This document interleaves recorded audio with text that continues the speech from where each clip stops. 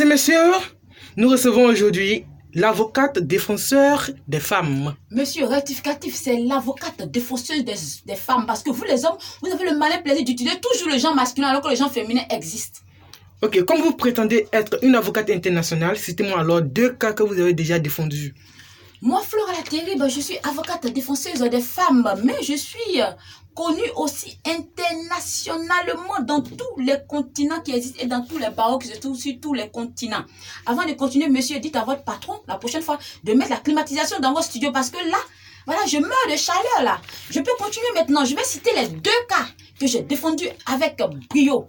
Le premier cas, c'était une pauvre cape. Je me baladais au marché quand j'ai vu la pauvre cape qui sortait parmi les cadavres de capes. Ça pouvait être les cadavres de ses parents, de ses amis. J'ai acheté la cape, je l'ai envoyée à la maison. J'ai fait une bonne soupe et je l'ai mangée.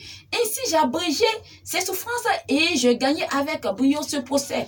Le deuxième cas, c'est le cas d'un agouti femelle qui était en train d'agoniser dans un piège. Ça, c'est quand j'étais au village. Alors, j'ai pris l'agouti, je l'ai envoyé à la maison, j'ai fait une bonne soupe et je l'ai mangé. Ainsi, j'ai gagné ce deuxième procès aussi avec brio. Mais vous dites que vous défendiez les femmes, mais vous ne faites que me citer des animaux. Mais ça, c'est la chaîne féminine, même animale. Bon, nous allons parler de différents cas où la femme n'a pas toujours raison et avoir votre avis en tant qu'avocate, défenseuse des femmes. Actuellement sur les réseaux sociaux en Côte d'Ivoire, une affaire oppose une tisa à une titulaire. À votre avis, qui a raison? Je vais vous dire quelque chose. La tisa a raison. La titulaire a raison. C'est le mari qui a tort. Si lui n'était pas parti voir dehors, comment ces deux vont se connaître jusqu'à aller faire un clash sur Internet? Les hommes, ils ont tout à la maison, mais ce sont des animaux insatiables qui sont toujours en quête de quelque chose dehors. On ne sait pas quoi. Je vous écoute. Bon, avec vous les femmes, vous avez toujours raison. Que pensez-vous de l'affaire de l'artiste héritier Watanabe où la femme a été infidèle?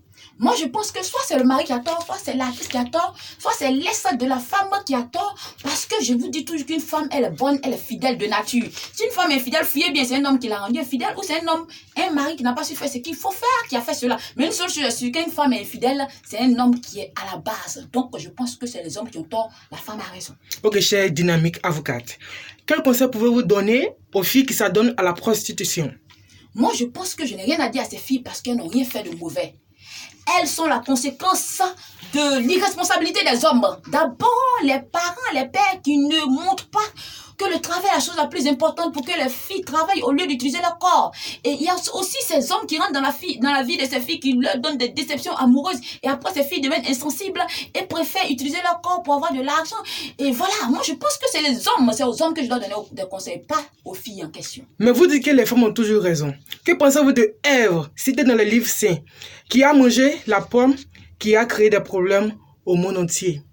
Je vais vous dire quelque chose. Les livres saints, moi aussi je les ai lus.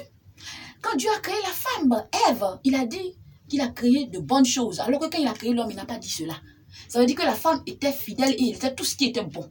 Mais c'est l'homme qui n'était pas assez bon. Et quand la femme a côtoyé l'homme, voilà. Voici ce qui est arrivé.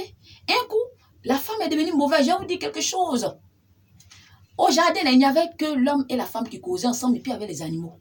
Un coup, l'homme disparaît, le serpent vient. Est-ce que ce n'est pas l'homme qui s'est déguisé en serpent parce qu'on dit que les premiers hommes avaient certains pouvoirs?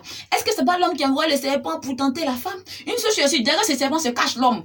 Donc la femme n'a rien fait, c'est l'homme qui a fait cela. Et vous savez quoi? Les femmes ont tous été bonnes. Et je l'ai remarqué dans la vie, les femmes ont tous été bonnes. C'est pour cela même qu'il y a un travail qu'on appelle bonne.